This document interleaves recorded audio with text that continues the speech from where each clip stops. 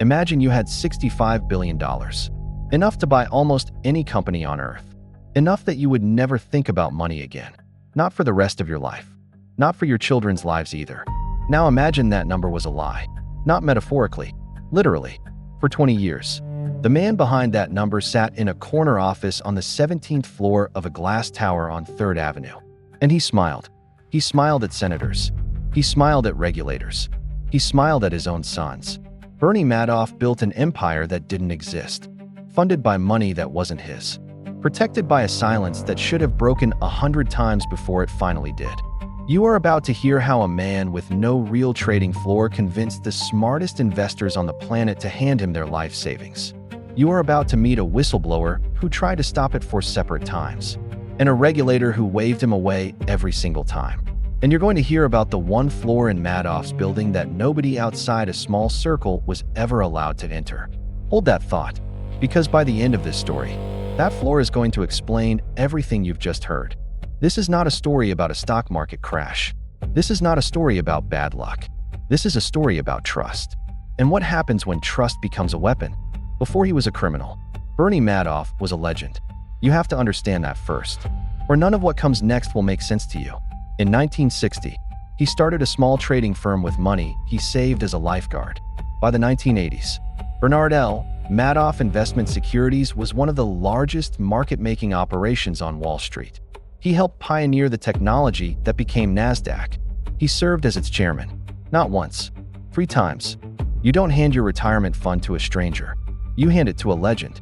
And if you were a country club member in Palm Beach in the 1990s, Madoff was as close to a legend as money could buy. That's exactly what happened. Country clubs in Palm Beach, synagogues in Manhattan, charitable foundations, Hollywood names. They didn't find Madoff. He let them find him instead. And if you had been the right kind of person back then, he would have made you feel chosen for it. Records show that access to his fund became a status symbol, a velvet rope around money. If you got in, you didn't ask questions. You just thanked him, quietly, and told no one outside your circle exactly how you'd done it. And every single month, the statements arrived in your mailbox. Steady, never spectacular, never alarming, just consistent. 10, 11, 12% a year, year after year, even when the rest of the market was bleeding around you. To an amateur, that looked like genius. To a professional, it should have looked like something else entirely. It should have looked impossible. Here's where you need to follow the money. Madoff told clients he used something called a split-strike conversion strategy, buying blue-chip stocks, then using options to hedge against a downturn. On paper, it sounded sophisticated, conservative, boring, even the kind of strategy a careful old man at a country club would explain to you over a glass of scotch, slowly, so you'd feel smart for understanding it. It was fiction, all of it. If you had asked to see the actual trade tickets, there weren't any to show you. His legitimate trading business sat on the 19th floor. Regulators inspected that one regularly. 2 floors below it sat the 17th floor, behind a locked door, with its own outdated computer system. A small team led by Frank D. Pascali generated fake trade confirmations by hand. No real stocks were ever purchased with your money. No real options were ever hedged on your behalf. The 17th floor existed for one purpose: to manufacture the appearance of a financial machine that was, underneath the paperwork, just a room. New investor money didn't get invested. It paid off the investors who came before them. That is the entire definition of a Ponzi scheme, dressed up in a 3-piece suit and a NASDAQ chairmanship. But the ledger didn't match. It never matched. Because there was no ledger. There was only the appearance of one, printed out for you whenever you asked. Feeder funds made it worse. Firms like Fairfield Greenwich Group funneled billions of dollars from European and Latin American investors directly into Madoff's accounts, collecting enormous fees for access, without ever independently verifying a single trade. Due diligence became a formality, just a signature on a form nobody read twice. Even when it was your money on the line, you weren't investing in the stock market. You were investing in a story. And the story only worked as long as more money kept walking in the front door than walked out the back. Now here's the part that should make you angry. In 1999, a quantitative analyst named Harry Markopolos was asked to replicate Madoff's returns for a competing firm. He couldn't. The math didn't work. Not once. Not on any model he ran. So he did the responsible thing. He took his findings to the Securities and Exchange Commission. He came back in 2001, then again in 2005, with a detailed memo bluntly titled, "The world's largest hedge fund is a fraud." Then again in 2007 and 2008, for separate warnings. Specific, documented, according to the SEC's own Inspector General report, released after the collapse. Examiners reviewed Markopolos' claims and simply failed to connect the dots, in part because Madoff's stature made the accusation feel implausible on its face. You read that correctly. The reputation that built the fraud is the exact same reputation that protected it. Markopolos later said he feared for his personal safety, certain that exposing a man with Madoff's connections could end badly for him. The SEC's own internal review would eventually conclude its examiners had every piece of information they needed to expose the fraud years earlier, and acted on none of it. That's the bridge worth sitting with for a second, because it isn't really about 2008.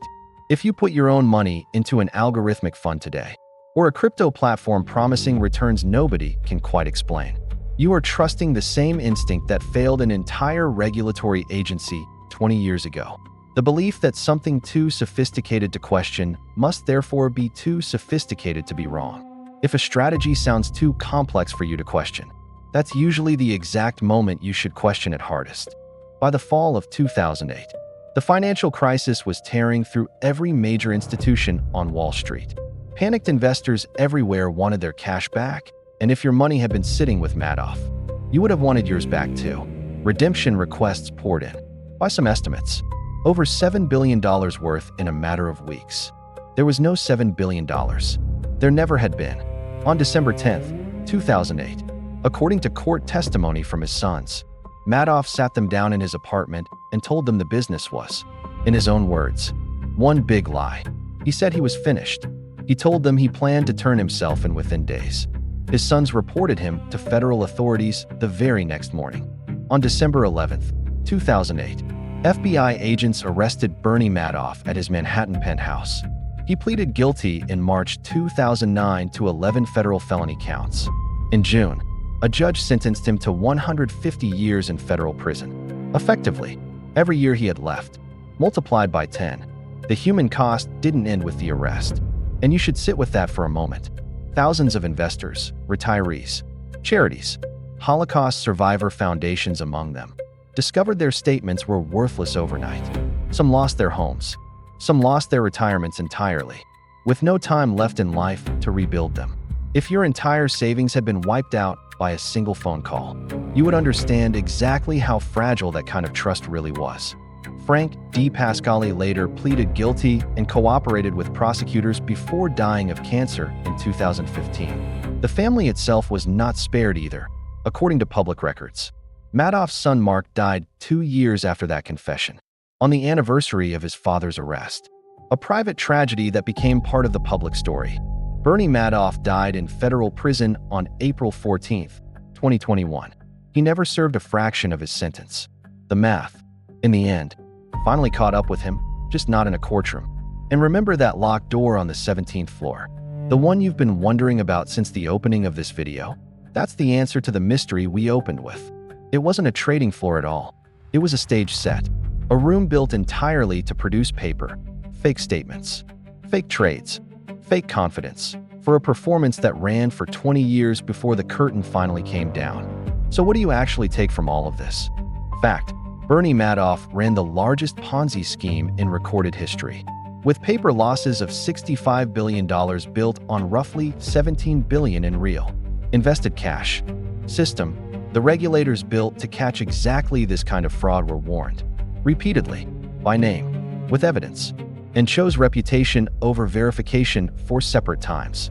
Human nature: the people who lost everything weren't fools. They were careful, successful, often brilliant people who made one understandable mistake. They trusted the absence of bad news as proof of good results. And if you're honest with yourself, you've probably made that same mistake somewhere in your own life, just with smaller numbers. This is not a story about a villain in a nice suit. This is not a story about thousands of careless victims. This is a story about how easily a system built on trust collapses the moment nobody is willing to ask an uncomfortable question out loud. So here's what we want to know from you. If you had been a Wall Street regulator holding Harry Markopolos' 2005 memo in your hands, the one practically begging someone to investigate, what do you think would have stopped you from acting on it? Tell us below. If this kind of financial deception fascinates you, the Ledger has plenty more secrets waiting for you. Subscribe to Corrupt Ledger, because every fortune has a ledger, and every ledger hides a truth.